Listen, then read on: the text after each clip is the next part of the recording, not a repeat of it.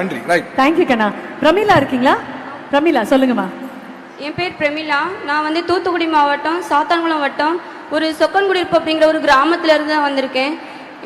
நான் எதில் பணி செய்கிறேன் அப்படின்னா, நம்முடைய மாண்புமிகு துணை முதல்வர் உதயநிதி ஸ்டாலின் சார் அவங்க வந்து ஸ்டார்ட் பண்ண பாலின வள மையம், அதாவது சுய உதவிக்குழு மகளிருக்கும் சரி அனைத்து மகளிருக்கும் சரி பாலினம் சம்பந்தப்பட்ட பிரச்சனைகளுக்கு தீர்வு காண்ற இடமா பாலின வளமை இருக்கும் அப்படிங்கிறது வந்து அது நிறுவனாங்க. அதில் வந்து நான் பணி செஞ்சுட்டு வரேன். இந்த பாலின வளமை வந்து என் லைஃப்பில் ரொம்பவே வந்து ஒரு மாறுதலை ஏற்படுத்தியிருக்கு. எப்படின்னா, நான் வந்து எங்கள் தலைமுறையிலே ஒரு முதல் பட்டதாரி. அப்பா அம்மா கஷ்டப்பட்டு படிக்க வச்சாங்க. அதுக்கப்புறம் நம்மளுடைய ஒரு லைஃப்ன்ட்டு ஒன்று நமக்கு அமைச்சு கொடுப்பாங்கல்ல, வசதியாக கட்டி கொடுத்தா பிள்ளை நல்லா இருக்குன்னு சொல்லிட்டு ஒரு லைஃப் எனக்கு எங்கள் அப்பா ஏற்படுத்தி கொடுத்தாங்க.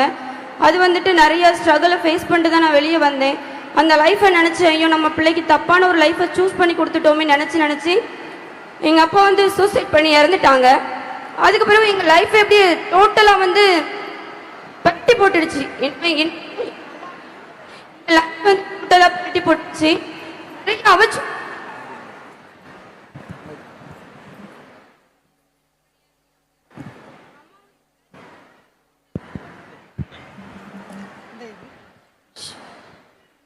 நிறைய அவச்சொல்லுக்கு ஆளானோம். அம்மாவும் சரி நானும் சரி. ஏன்னா நம்ம சொசைட்டி அப்படி ஒரு பிரச்சனையில ஒரு பெண் மாட்டிக்கிட்டான்னா நிறைய வார்த்தைகள் பேசுவாங்க. அப்படிதான் நிறைய அவச்சொல். அப்புறம் 1 இயர் கழிச்சு எனக்குன்ட்டு ஒரு என்னையே பிடிச்சிக்கிட்ட ஒருத்தர் வந்து என்ன திருமணம் செஞ்சாங்க. என்னுடைய லைஃப் நல்லாவே இருந்துச்சு. அப்பவும் இந்த சொசைட்டி என்ன விடல. நிறைய ஒரு பழிச்சொல், அப்பவும் ஒரு பழிச்சொல்லை வந்து என் மேல திணிச்சுக்கிட்டே தான் இருந்தாங்க. கடைசியில தான் நம்முடைய சுய உதவிக்குழு மூலமா வந்து மகளிர் திட்டத்துல இருந்து இப்படி ஒரு வேலை வாய்ப்பு போட்டிருக்காங்கம்மா பாலின வளமையத்துல வந்து. அப்போ வந்துட்டு நான் கேட்டேன் இது எந்த மாதிரி ஒரு பணி அப்படின்னு சொல்லிட்டு. அப்போ கேட்கும் போதுதான் இது மகளிருக்கு உண்டானது.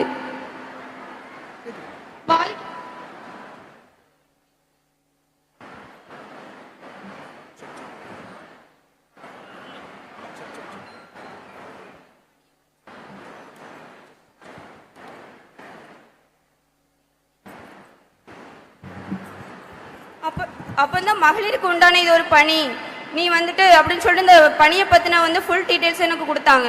எனக்கு வந்து ரொம்பவே சாட்டிஸ்ஃபைடா இருந்துச்சு. ஏன்னா என்ன மாதிரி ஒரு பாதிக்கப்பட்ட பெண்களுக்கு ஒரு முன்னோடியா நான் இருக்கணும், பாதிக்கப்பட்ட பெண்கள் வெளியே கொண்டு வரணும், அவங்களுக்கு வந்து ஒரு சொல்யூஷன் கொடுக்கணும்னு சொல்லிட்டு இந்த ஜாபுக்குள்ள போனேன். அப்போ எனக்கு எங்க அம்மாவும் என் கணவரை வந்து ரொம்ப சப்போர்ட்டா இருந்து என்னை அனுப்பி வச்சாங்க. இந்த ஜாபுக்கு போகும்போது நான் கன்சீவ் ஆயிட்டேன். இந்த சட்டம் வந்து நீ மாசம் ஆயிட்டமா அந்த வேலைக்கு நீ வேண்டான்னு என்னை விடலை.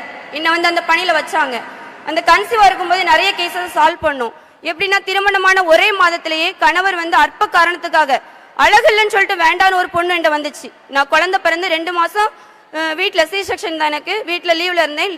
வீட்டுக்கே வந்தாங்க. வரும்போது அப்போ அந்த பொண்ணு சொன்ன ஒரே வார்த்தை, எனக்கு வந்து பேக்ரவுண்ட் இல்லைன்னு சொல்றாங்க, உன்னை தட்டி உனக்கு உன்னை அனுப்பிட்டா உன்னை கேட்க யார் வருவாங்க அப்படின்னு கேட்டு அந்த பொண்ணு அந்த வார்த்தையை சொல்லும்போது எனக்கு ரொம்பவே குத்திச்சு. ஏன்னா இதே வார்த்தையால நானும் பாதிக்கப்பட்டிருக்கேன். உடனே அந்த பொண்ணு கூட நான் போனேன். என் 2 மாசம் கை குழந்தையும் கையில வச்சுக்கிட்டே ஒவ்வொரு ஸ்டேஷனும் அலைஞ்சோம். ஏன்னா அந்த பொண்ணு மேல சீட்டிங் கேஸ் போட்டாங்க. அந்த பொண்ணு பின்னாடியே போனோம். நிறைய சட்ட அலுவலர்களை வச்சு அந்த பொண்ணுக்கு லீகல் நோட்டீஸ் அனுப்புனாங்க. அப்பவும் நாங்க தளரல. நீ எந்த பதிலும் சொல்ல வேண்டாம், ஏன்னா அந்த பொண்ணு கன்சீவா இருந்துச்சு, உனக்கும் உன் குழந்தைக்கும் கட்டாய நியாயம் கிடைக்குமான்னு சொல்லிட்டு தொடர்ந்து அந்த பொண்ணோட போராடி அந்த பொண்ணுடைய கணவருக்கு தொடர்ந்து விடல. அந்த பொண்ணுடைய கணவருக்கு ஒருங்கிணைந்த சேவை மையம் மூலமா தொடர்ந்து கவுன்சிலிங் கொடுத்து இன்னைக்கு அவங்க கணவனும் மனைவியுமா அழகான ஒரு பெண் குழந்தையோட சந்தோஷமா இருக்காங்க. அது மட்டும் இல்ல, அதுக்கு அடுத்து நாங்க வந்து ஒவ்வொரு ஏரியாவை போய் கேம்பெயின் பண்ணுவோம். அப்படி பண்ணும்போது ஒரு அம்மா வந்துட்டு என் பொண்ணு ஹஸ்பண்டோட சண்டை போட்டு காட்டு பகுதியில 2 வருஷமா 3 பெண் குழந்தைங்களோட இருக்காம்மா, எப்படியாவது அந்த என் பொண்ணை என்கிட்ட மீட்டு கொடுத்துருங்கன்னு சொல்லிட்டு நம் தோழிகள்னு சொல்லிட்டு எங்க ஏரியாவில் ஒவ்வொரு அமைப்பு இருக்குது, அவங்க கிட்ட சொல்லி கதறி அழுதுருக்காங்க. அப்போ அவங்க மூலமா அந்த பதிலும் எனக்கு வருது. நான் உடனே என்ன பண்ணோம், அந்த சரௌண்டிங் ஸ்டேஷன் அவங்க கிட்ட ஹெல்ப் கேட்டு சைல்டு டிபார்ட்மெண்டோட உதவியோட அந்த காட்டு பகுதிக்குள்ள அவங்க போய் அந்த 3 பெண் குழந்தைங்களையும் சரி அந்த லேடியும் சரி மீட்டு கொண்டு வந்து அவங்க தாயிட்ட இப்போ ஒப்படைச்சு அவங்க அந்த 3 பெண் குழந்தைங்களும் இப்போ கல்வியை தொடர்ந்து படிச்சுட்டு இருக்காங்க. இது மட்டும் இல்ல, 70 வயசு மதிக்கத்தக்க தாத்தா வயது முதிர்ந்த பெற்றோர் குடிகார மகன் அவங்களை காப்பாத்தி இன்னைக்கு அவங்க சந்தோஷமா ரொம்ப சந்தோஷமா அந்த தாத்தா உழைச்சுதான் சாப்பிடுறாங்க. அந்த உழைக்கிற உழைப்புல கணவனும் மனைவியுமா ரொம்பவே அழகா இருக்காங்க, சந்தோஷமான வாழ்க்கையை வாழ்றாங்க. திருப்பூர்ல தொலைஞ்சு போன ஒரு குழந்தைய அரை மணி நேரத்துக்குள்ளேயே தூத்துக்குடியில இருக்க அவங்களுடைய தாய் தகப்பங்கிட்ட நாங்க வந்து எங்க இருக்காங்கங்கிறத கண்டுபிடிச்சு அந்த குழந்தைய சேஃபா அவங்க கிட்ட ஒப்படைச்சிருக்கோம். இப்படி நான் எந்த இடத்துல என்னுடைய லைஃபே முடிஞ்சு போச்சுட்டு அந்த இடத்த விட்டு வெளியே வந்தேனோ அதே இடத்துல இந்த பாலின வளமை மூலமா என்னோட சிறப்பு விருந்தினரா மகளிர் தின விழாவுக்கு அழைச்சாங்க. நான் படிச்ச பள்ளிக்கூடத்திலையும் சரி, நான் படிச்ச கல்லூரியிலையும் சரி, என்ன ஒரு சிறப்பு விருந்தினரான கூப்பிட்டாங்க. இது எல்லாத்துக்கும் ஒரே ரீசன், இந்த பாலின வளமை மட்டும்தான். ஒருவேளை இந்த பாலின வளமையும் முன்னாடி இருந்துச்சுன்னா என்னோட தந்தையாரை வந்து நான் இழந்திருக்க மாட்டேன், எங்க அப்பா என் கூட இருந்திருப்பாங்க, இந்த சொசைட்டியோட அவச்சொல்லுக்கு நான் ஆளா இருக்க மாட்டேன். இப்போ அதாவது பிரிச்சு வைக்க நிறைய இடங்கள் இருக்கு, ஆனா சேர்த்து வைக்கிறதுக்கு எங்களுடைய பாலின வளமையும் இருக்கு.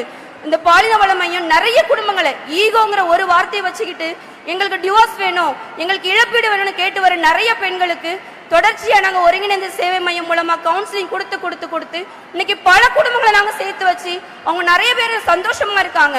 இந்த அத்தனையும் உருவாக்குறதுக்கு ஒரே காரணம் இந்த பாலின வளமையம். இந்த பாலின வளமையத்தை உருவாக்கி தந்த துணை முதல்வர்கள் அவர்களுக்கும் தமிழக அரசுக்கும் எங்களுடைய நெஞ்சார்ந்த நன்றி.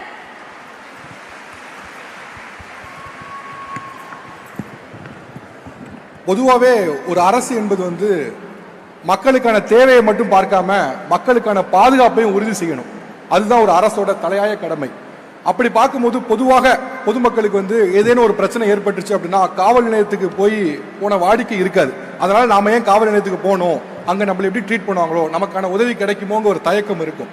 அதை தவிர்ப்பது தான் பாலின வளர்ப்பு மையம். அந்த திட்டம் ரொம்ப சைலண்டா தன்னோட வேலையை ரொம்ப அழகா நேர்த்தியா செஞ்சிட்டு இருக்கு. அதோட ஒரு பயனாளி தான் அவங்க. வாழ்த்துக்கள். உமன் அபியூஸ், உமன் ஹாரஸ்மெண்ட், இந்த விஷயங்கள் எல்லாம் கண்டிப்பாக தமிழகத்தில் இருக்கவே கூடாது அப்படின்றதுல ரொம்ப ரொம்ப தெளிவாக இருக்கிற ஒரு என்டையர் குழுவை தான், அது ரெப்ரசன்டேஷனாக தான் அவங்களை நான் பார்க்குறேன். அவ்வளோ பெரிய ஒரு சக்திக்கு இந்த அரங்கம் நிறைந்த ஒரு கைத்தட்டல் கண்டிப்பாக கொடுத்தாகணும். ஏன்னா எத்தனையோ குடும்பங்களின் சார்பாக, எத்தனையோ வலியின் சார்பாக, எத்தனையோ குரல்களின் சார்பாக ஒரு குரலாக இந்த மேடையில் வந்து நின்னாங்க. அவங்களுக்கு மீண்டும் மனமார்ந்த நன்றிகள். தேங்க்யூ ஸோ மச்மா. சந்தோஷமா சௌக்கியமா நீங்க இருக்கணும். உங்களால் இன்னும் நிறைய குடும்பங்கள் சந்தோஷமா சௌக்கியமா இருக்கணும். வாழ்த்துக்கள், வாழ்த்துக்கள். Thank you so much. அண்ட் இந்த அழகிய தருணத்துல ஒரு